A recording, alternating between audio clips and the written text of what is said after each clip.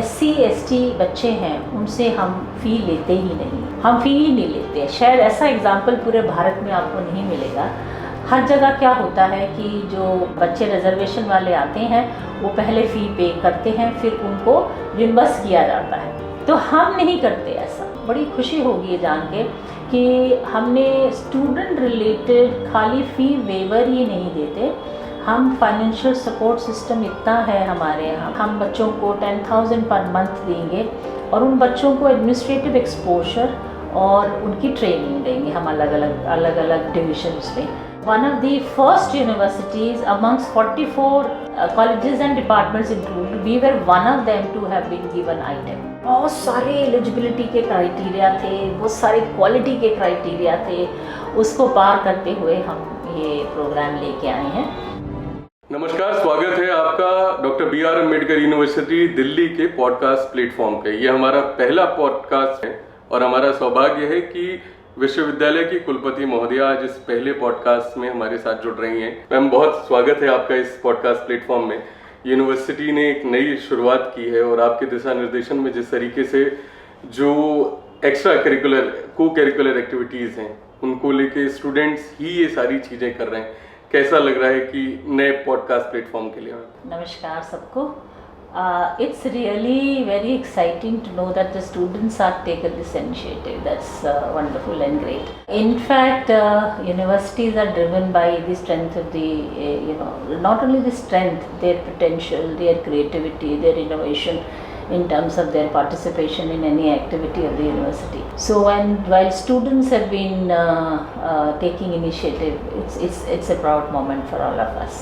2019 में आप doctor BR Ambedkar विश्वविद्यालय आए, वहाँ से लेके आपने एक टेन्योर पूरा किया, दूसरा टेन्योर आपको फिर से मिला। खास कर ये जो दूसरा टेन्योर था, किस तरीके के परिवर्तन 2019 से लेके और 2024 में आज आप बैठ के देख रहे हैं? 2019 में जब मैं आई हूँ तो उस समय बहुत ही एक्साइटमेंट के साथ, रीज़न ये था कि डॉक्टर BR अम्बेडकर यूनिवर्सिटी के बारे में मुझे थोड़ा कम जानकारी थी और मैं उससे पहले प्रो वाइस चांसलर थी दिल्ली टेक्नोलॉजिकल यूनिवर्सिटी में, जबकि वो दिल्ली की ही यूनिवर्सिटी है और मैं IP यूनिवर्सिटी में भी कार्यरत रही। तो जब मैं यहाँ आई तो सोशल साइंसेज और ह्यूमैनिटीज़ का एक अलग डोमेन है और एक अलग कल्चर और एक अलग तरह का माहौल है। मैंने मास्टर साइकोलॉजी में किया है और साइकोलॉजी में करते हुए, क्योंकि मेरा इंडस्ट्रियल साइकोलॉजी सब्जेक्ट रहा और मेरा स्पेशलाइजेशन रहा, तो यहाँ आने के बाद बहुत एक्साइटिंग बात ये लगी कि बहुत सारे प्रोग्राम्स जो हमारी यूनिवर्सिटी यहाँ चला रही थी उसमें बहुत ही मल्टीडिसिप्लिनरी और इंटरडिसिप्लिनरी टाइप के प्रोग्राम्स थे। They were well conceived and conceived by the faculty themselves. That was the best part. कहीं से कॉपी नहीं किए हुए थे। जो फैकल्टी ने प्रपोज किए या इन्होंने कलेक्टिवली प्रपोज किए, उन्हीं प्रोग्राम्स को चलाया। तो उनको जानने में, समझने में और उनकी एम्प्लॉयबिलिटी मेरे लिए बहुत बड़ा इशू था कि अगर हम इस तरह के यूनिक प्रोग्राम्स चलाते हैं तो एम्प्लॉयबिलिटी को कैसे एड्रेस करें। तो इस तरह से शुरुआत करते करते I started appreciating in fact all the variants of social sciences programmes with very innovative programs which we have in AUD. We took up a challenge of COVID very professionally, in the sense that teachers took up training on learning management systems. They became more IT savvy. They started taking classes online. They were also given exposure on how to connect to the online kind of platform and move from the traditional classroom teaching to this kind of teaching learning. The resilience which our students and faculty showed during the COVID time was commendable. By first term, by and large, we were struggling with the challenges of COVID time, but still we did so well. तो doctor BR Ambedkar university का vision क्या है और किस तरीके से ये जो एक सोशल जस्टिस नाम की चीज़ है उससे अलाइन करता है ये विज़न? विजन हमारा हमेशा से ही बाबा साहब के विजन से अलाइन किया। ये यूनिवर्सिटी का जो कोर वैल्यूज़ हैं और कोर सिस्टम भी जो हमने डेवलप किए वो बाबा साहब के विजन से ही किए। सोशल जस्टिस, इंक्लूजन, इक्वालिटी, इन सब से प्रेरणा लेते हुए हमने ऐसे कोर्सेज भी बनाए जो कोर्सेज इनसे अलाइन करते हैं। His speeches, his philosophy, his PhD work as well, we consider all that into our curriculum here. जिस तरीके से आपके विश्वविद्यालय में, क्योंकि जब इसका एडमिशन का प्रोसेस शुरू होता है तो कहीं ना कहीं हम बहुत सारी लिस्ट देखते हैं, उसमें एक लिस्ट में जो फी वेवर वाला जो एक है, आपने एक बार खुद इस चीज़ की चर्चा की थी कि भाई हम तो ये रिम्बर्स वाला भी हमारे यहाँ नहीं है, आप आइए और शिक्षा लीजिए। तो आपको लगता है ये विज़न वाकई में आपके लिए एक बहुत अच्छी एक माइल बन रहा है, माइलस्टोन बन रहा है आपके लिए? सोशल जस्टिस को इम्प्लीमेंट करने के लिए बहुत सारा इमोशंस और पैशन इन्वॉल्व है।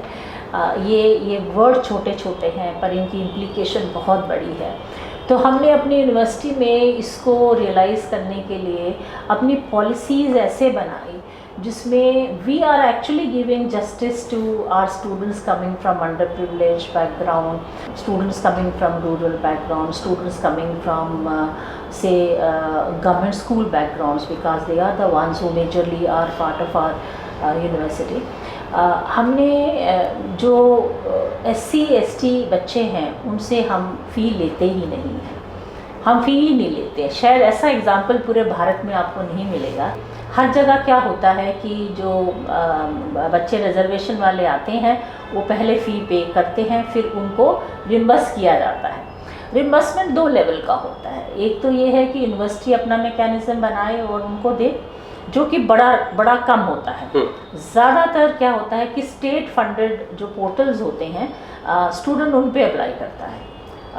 तो SC ST के जो फंडिंग गवर्नमेंट से आती है वो बजट में ना इंक्लूडेड होके वो स्टेट डायरेक्ट फंडिंग करता है। हमारे स्टेट में भी ऐसे ही है। बाकी जितनी यूनिवर्सिटीज़ हैं हमारे दिल्ली में और दिल्ली स्टेट की हैं, उन सब के बच्चे जो हैं वो पोर्टल पे अप्लाई करते हैं। रीज़न क्या है? It is also loss of your expenditure. तो हम नहीं करते ऐसा। हम अपने बच्चों को जब वो एडमिशन लेने आते हैं तो हम इन बच्चे जो नीडी होते हैं, जो फाइनेंशियली नहीं सपोर्ट कर पाते हैं, उन सब बच्चों से हम फ़ी लेते ही नहीं हैं, ताकि उन पे ये प्रेशर ना आए कि उनको लोन लेना पड़े या उनके पेरेंट्स को इधर उधर मतलब फाइनेंशियली अपने आप को प्रूव करना पड़े कि उनका वो फाइनेंशियली केपेबल नहीं है देने के। तो हमने ये जो इंट्रोड्यूस किया, और आपको बड़ी खुशी होगी ये जान के कि हमने स्टूडेंट रिलेटेड खाली फ़ी वेवर ही नहीं देते, हम फाइनेंशियल सपोर्ट सिस्टम इतना है हमारे यहाँ पे which includes the merit scholarships and also funding through other means like earn while you learn है। अभी एक कोर्स स्कीम हम लेके आ रहे हैं, वाइस चांसलर इंटर्नशिप प्रोग्राम, जो मेरे ख्याल में एक अनदर वीक और so will be able to formalise it through the board. तो उसमें हम बच्चों को 10,000 पर मंथ देंगे और उन बच्चों को एडमिनिस्ट्रेटिव एक्सपोजर और उनकी ट्रेनिंग देंगे हम अलग अलग डिविजन्स में, और वो 7 से 8 घंटा पर वीक जो है इस पर डिवोट करेंगे। उनको हम सर्टिफिकेट भी देंगे और हम उनको स्कॉलरशिप भी देंगे, इंटर्नशिप भी देंगे।